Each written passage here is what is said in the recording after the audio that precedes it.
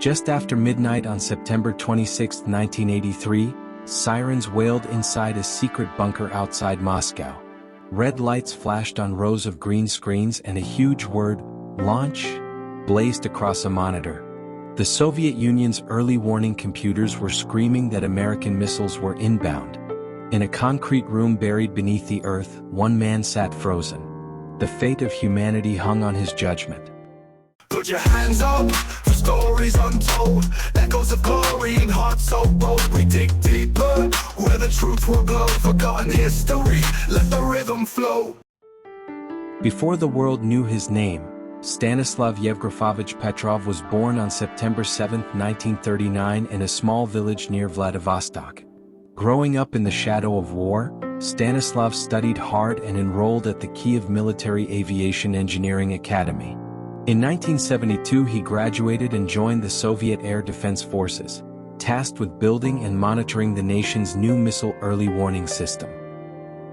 The early warning system Petrov helped develop was designed to detect incoming ballistic missiles and provide enough notice for a retaliatory strike. Engineers and officers spent years poring over satellite schematics, radar readouts and complex protocols. Official doctrine dictated that if satellites ever signaled a U.S. launch, commanders were to immediately inform the Kremlin so that Soviet missiles could be fired in return. It was a grim duty, keeping watch for a signal he hoped would never come. The early 1980s marked one of the darkest periods of the Cold War. Soviet leaders feared that U.S. President Ronald Reagan might launch a first strike, while NATO war games and covert operations kept the Kremlin on edge. Only 3 weeks earlier, the Soviet military had shot down Korean Airlines Flight 007, killing 269 civilians and further heightening tensions. Soviet doctrine called for launch on warning.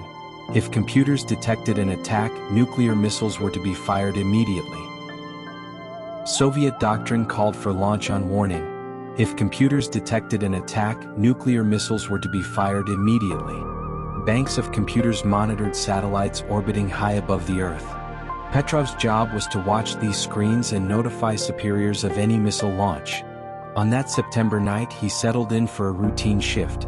The hum of equipment was the only sound, until the alarm erupted. Suddenly, a siren pierced the room. On the main screen, the word "launch" blinked violently. The computer reported that a U.S. intercontinental ballistic missile had been launched, followed moments later by 4 more.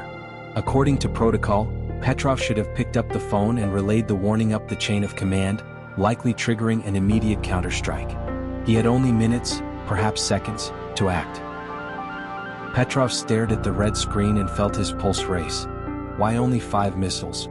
He had been taught that a real U.S. first strike would involve hundreds of missiles. Ground radar operators reported seeing nothing. The ecosystem was brand new and known to be unreliable. Trusting his instincts, he decided not to report the attack. Instead, he declared a systems malfunction and waited. Minutes ticked by. No missiles arrived. His risky choice spared the world from nuclear war. Later investigations revealed that the false alarms were triggered by a rare alignment of sunlight on high-altitude clouds in North Dakota. Reflections off the clouds fooled the satellite sensors, creating the illusion of 5 missile launches. Engineers corrected the flaw by cross-referencing data from additional geostationary satellites. In the heat of the moment, however, only one person had the power to interpret the data correctly, and he chose caution over blind obedience. Had Petrov followed protocol, Soviet leaders, already convinced that the United States might attack first, could have ordered an immediate retaliatory strike. American missiles would have been launched in response, unleashing a nuclear holocaust and potentially ending modern civilization. Instead, the world continued as usual. Children woke up, people went to work, and the sun rose on an unsuspecting planet.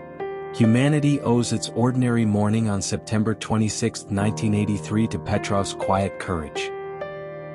Saving the world did not earn Petrov any glory. His actions exposed flaws in the Soviet early warning system and embarrassed his superiors. He was questioned, initially praised and promised a reward. Then he was reprimanded for failing to log the incident correctly. Petrov received no promotion. he was reassigned to a less sensitive post and eventually took early retirement. The incident remained classified until the late 1990s, and even his wife didn't know what he'd done. When General Yuri Votintsev revealed the story in the 1990s, Petrov slowly began to receive international recognition. He was honored with peace prizes and visited the United States for the documentary, The Man Who Saved the World. In 2013 he received the Dresden Peace Prize, and after his death in 2017 he was posthumously given the Future of Life Award. Still, he often insisted that he was simply doing his job. If someone else had been sitting there, they might have done differently, Petrov later said. His story reminds us that in moments of crisis, individual judgment and morality can outweigh rigid protocol.